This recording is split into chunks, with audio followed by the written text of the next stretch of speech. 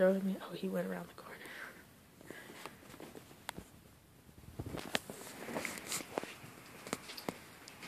My name is Arielle Rainey, and today I'm going to be talking about the tobacco industry. Are they really to blame for smoker deaths and diseases?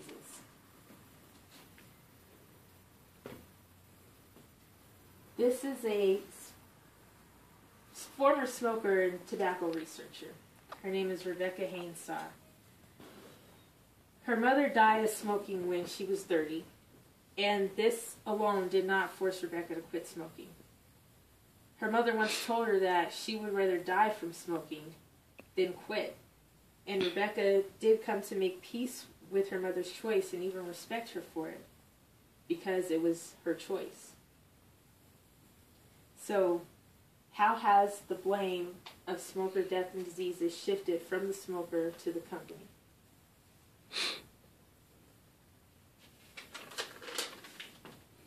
Tobacco companies are constantly blamed for smokers' choices. Why can't they accept the responsibility for their actions? Though I admit that several things influence us, it is ultimately up to us to decide what we'd like to participate in. And the problem with these anti-smoking campaigns, Dr. Kirsch feels, is that the finger won't stop being pointed at the tobacco industry. It'll continue to be pointed at more industries, such as alcohol companies, fast food companies, or whatever company sells a product that could essentially give you negative outcomes.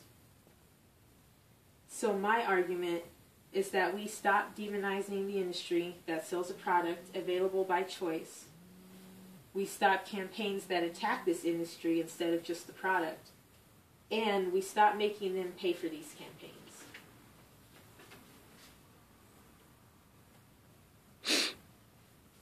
Since smoking is a legal product, or since cigarettes are a legal product available by choice, and people do enjoy the habit.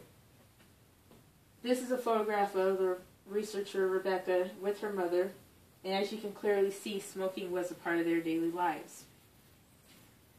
And this is a little bit why I chose to make this my topic. In my own personal life, I have a lot of friends who do smoke, and they clearly state to me that they don't care about the outcomes of smoking. They don't feel like it's going to affect them.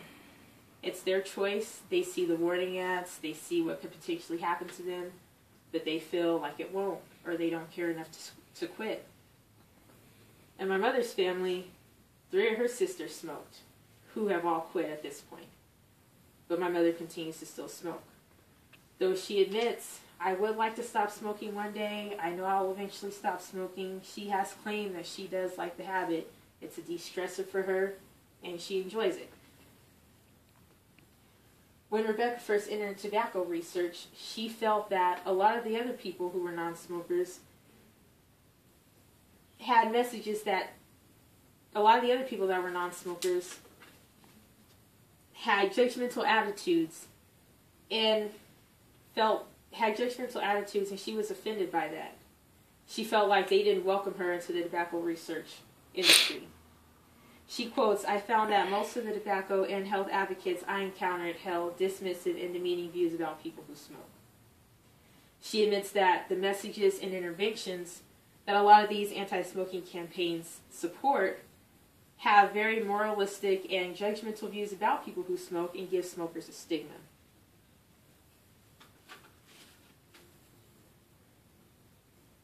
I feel that these ads should simply attack the product, as you can see with these ads.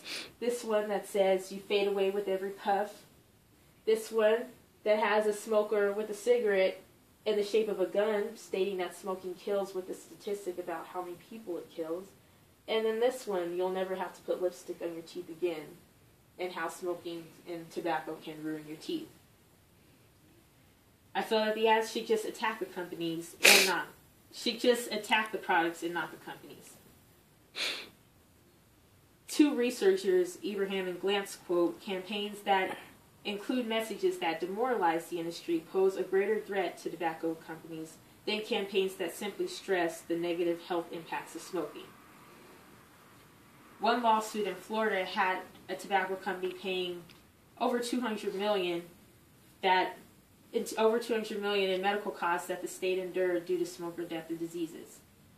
And they also had the company fund a program for the youth to inform them about all the negative impacts of tobacco. All the company asked for in return is that the state would not demoralize their brand. There's a thing called a vilification clause that states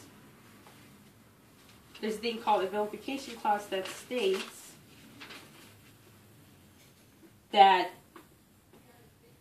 the name of the company should be anonymous, and they should not put the name of the company, or they should not put the name of the company or industry in question in their ads. However, the state went against that when their ad came out with "Our brand is truth, their brand is lies." Even though they didn't name the industry or the company, it was pretty clear who they were referring to.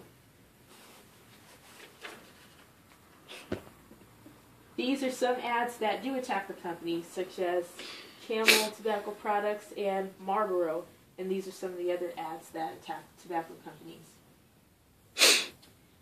And tobacco money actually pays for these harmful ads. In California, tobacco control campaign that revealed deceptive practices was funded by tobacco tax money. And the tobacco companies tried to argue that they felt this wasn't fair, that a central component of the free speech in the amendment is the right to not be compelled to pay for speech that one would not otherwise voluntarily fund.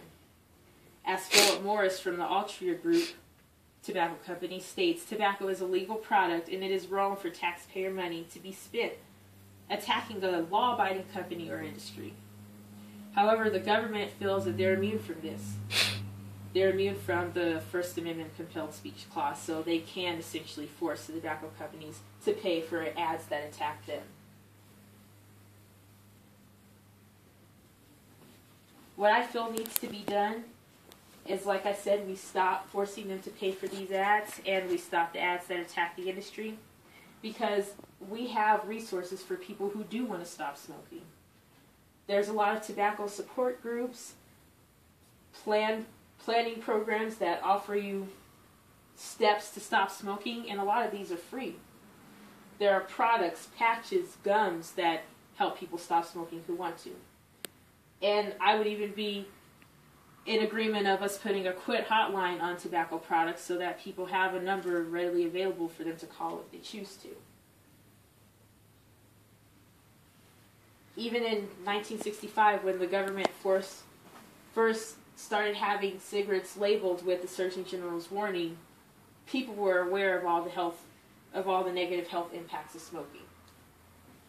I also feel that the modification and enforcement of the vilification clause should be in effect. We need to stop allowing people to target the industries in question and simply talk about the product.